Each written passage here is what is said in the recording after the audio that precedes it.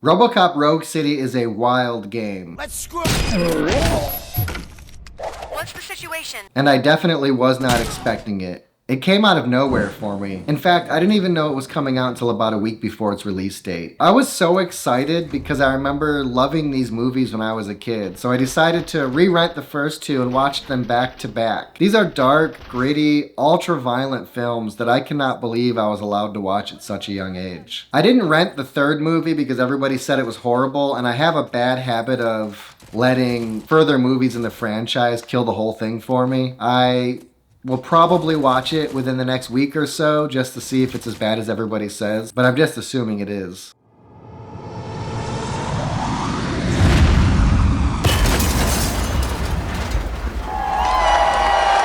The game world is fantastic, and it does a great job of transporting you back into those first two films. The game and movies take place in a 2040s deteriorating Detroit that's been completely overrun with corruption and crime. But really, you're stepping into an 80s/90s cyberpunk America.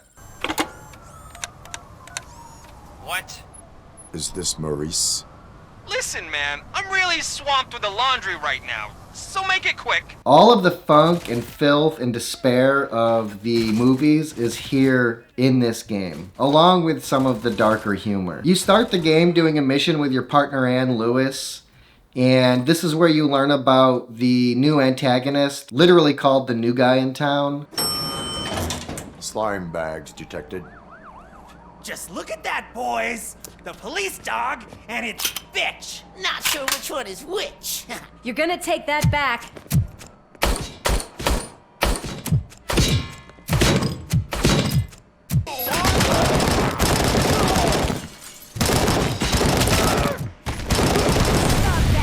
You learn almost right away that there are no good guys. The politics in this game are the same politics that exist in the movies. You're either working for a corrupt corporation in Omni Consumer Products who are trying to push everybody out of their homes to flatten old Detroit and build a new future city on top of the rubble. You can also side with corrupt politicians that are trying to maintain the status quo.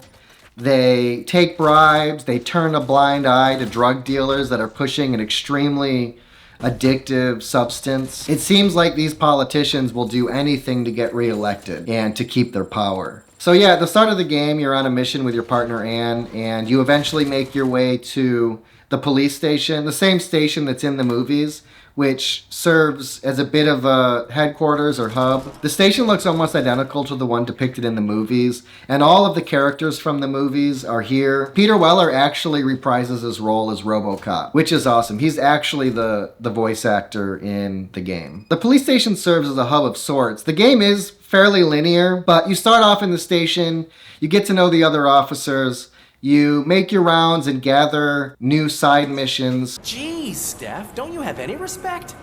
Here's the man of the hour. Congrats, Robo. You caught that bastard for what he did to Lewis. We are not done yet. Murphy, come talk to me after you're done with your evaluation. You eventually make your way to the briefing room, you get your new main story beat, and then you head out to some more open environments where you can tackle the side missions in any order you want, and then eventually make your way to an area where you finish the main story quest and make your way back to the police station. And kind of rinse and repeat. These medium-sized environments include a dilapidated Detroit neighborhood, a steel mill, a sewer. Enemy contact! Robocop! Status stable.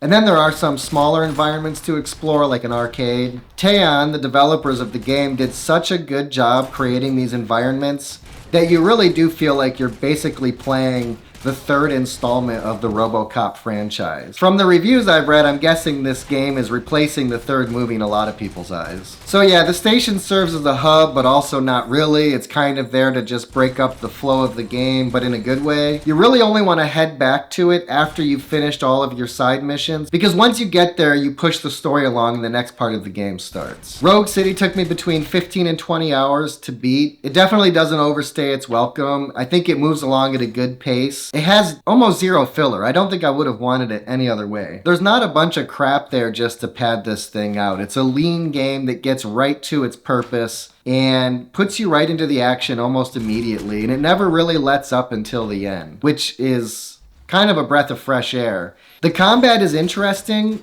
You step into the shoes of Alex Murphy, Robocop. Right away, it feels different than any other shooter I've played. There's no crouching. You walk very slowly. You turn in a robotic manner. I mean, you definitely feel like you're stepping into the shoes of an 80s imagined cyborg. There's no sneaking around. You are a tank through and through. You can eventually level into a dash move that's interesting and helpful, but you're mostly walking into the onslaught of bullets and laying waste to as many drug dealers, gang members, and criminals as you possibly can. There is no subtlety in this game, and it's amazing, chaotic fun. You can shoot enemies in different parts of their bodies. You can blow off their limbs. You can blow off their head. You can shoot them in the belly. You can shoot them in the crotch, and they act accordingly and will comment on what you've done to them. Some of the environmental elements are also destructible. There are walls you can blow out. There are windows you can blow out. There are concrete pillars that enemies can hide behind, but you can tear these apart with your bullets. Concrete just flying everywhere and eventually get to the enemy behind it. There are gas cans and air tanks and fuel canisters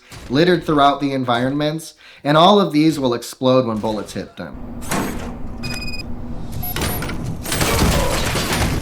There are also vehicles that will blow up when you shoot at them. It's not like other games where you have to shoot at something for 15 minutes before anything happens. If you just put a couple of bullets in these vehicles, they'll explode, taking out everything and everyone around them.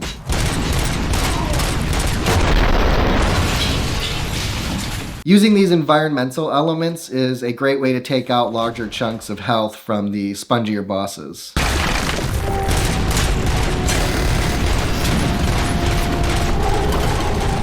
I hear some people calling Rogue City an RPG light, and I guess I get that, but like most good RPGs, this game has multiple endings, and it has an interesting narrative and story that changes based on the choices you make. There's also a few interesting segments of the game where you visit a therapist and are trying to work out whether or not you're more human than robot or vice versa. How are you dealing with other people trying to determine your identity for you?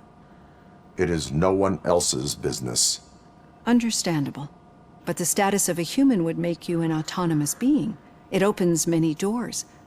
Being given human rights would let you fully take control of your life. It sounds a bit boring, but it's actually not. It helps fill out the story, and it has an impact on the ending. There are also two simple leveling systems that combined give this game more depth than I think people are giving it credit for. The first part's a fairly traditional list of skills that you can level up in any order you want. As you level up, you get new points and you can spend those points as you see fit. Every few points into a skill will unlock new abilities. Each skill has 4 abilities to unlock, and each point in a skill will also increase a stat like health or damage. There are combat, armor, and vitality skills. There are detective skills. You definitely do some detective work in this game. That's this green-blue shit under her arm. No idea what it might be. You get abilities to slow time and to extend how long that slowdown lasts. You're the one to talk!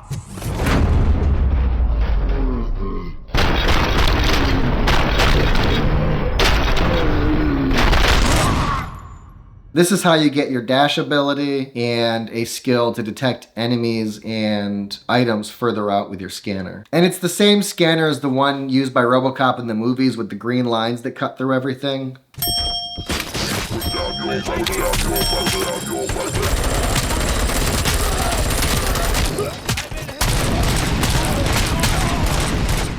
You can pick up different weapons in the world, like shotguns, machine guns, sniper rifles, pistols, but you always have your iconic Auto 9 from the movies. Unlike the other weapons, the Auto 9 has infinite ammo, and it houses a circuit board that has nodes where you can place chips that will enhance and modify how the gun works. But depending on the orientation of the chip, it can also apply negative effects. This board can be swapped out with different boards containing different types of nodes, and if you place the chips correctly, you can actually unlock more than one enhancement at a time. I think it's a cool little system that doesn't take a lot to set up, and I think just adds a bit more spice to an already great game. And I do think it's great. I had no idea I wanted a Robocop game.